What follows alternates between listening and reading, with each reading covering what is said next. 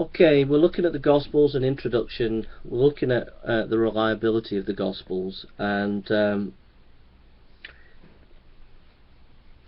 one writer said that the Gospel writers had access to records of the events they recorded.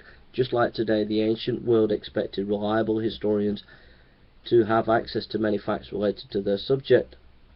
Consider the Roman historian Plutarch in his opening comments on the life of Demosthenes. He laid out this common cultural expectation for how a historian should do his work.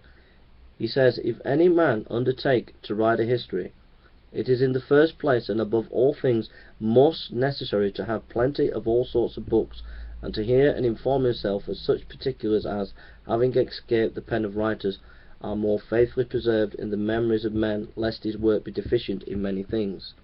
Okay, we can see here that Plutarch strongly believed that a historian must be trustworthy and gain good access to historical material, whether primary or secondary source material.